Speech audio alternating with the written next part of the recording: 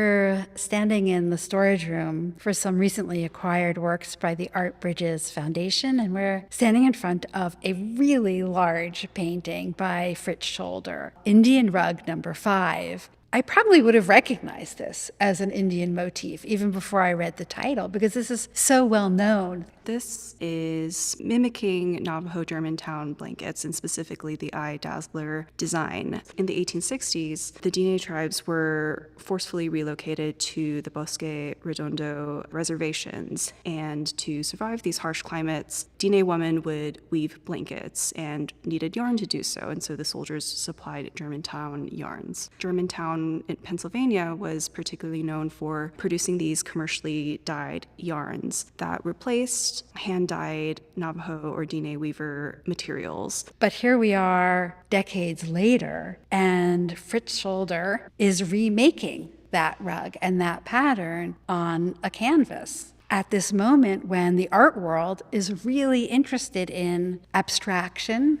Specifically in the 1970s, there were 2 major art shows that were happening during this time. One was the 1971 Whitney show called The Abstract Design in American Quilts. And in 1972, there was a tour of Navajo blankets from the collections of famous modernists such as Frank Stella, Donald Judd. And so Navajo blankets were certainly on Fritz Scholder's mind, just because Scholder was so conscious of what Native stereotypes and what Native romanticizations sold on the market. And Navajo blankets are, of course, a major commodity. So we've got this weaving, which is incredibly precise, recreated in paint. And weaving is such a time-consuming, laborious process and has so much craft and precision, and we're missing so much of that here. The lines are jagged, they feel loose. It's very characteristic of Fritz Scholder's loose brushwork. Some of the lines are disconnected, but it creates an overall dynamic energy that seems to vibrate and appear even more real. The brush is skipping sometimes, leaving some areas blank as he does the zigzag pattern, or you can feel the way that the white paint has been diluted so that it's semi-transparent and you can see those brush strokes, as though he's kind of making fun of de Kooning and gestural painting, or some areas where we see drips or clumps of paint where I feel like he might be making fun of Jackson Pollock. He's sort of participating and calling out irony at the same time. And what's really remarkable about this painting is the edges have these jagged lines of red around the borders. It almost appears as if the blanket is still on the loom and in the process of creation. And it's interesting because the red lines of the loom seem a little bit more solid, more precise than the actual eye dazzler design itself. So much of what is going on in modernism in the first half of the 20th century has to do with this question of what is an authentic American art.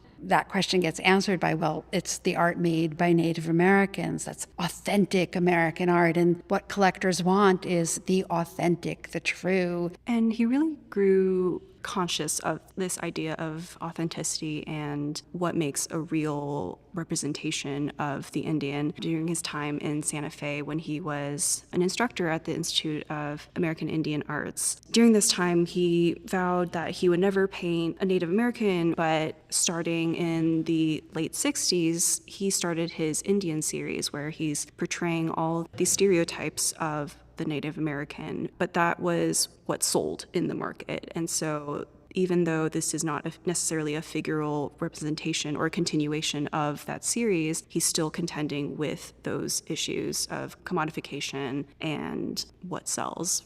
It seems that this is an attempt, in a way, to break that romantic stereotype of the Germantown eye dazzler rug. And I think he also does that by choosing to create the loom border. He is essentially centering it back into the hands of the Diné creator and centering it back into the community itself.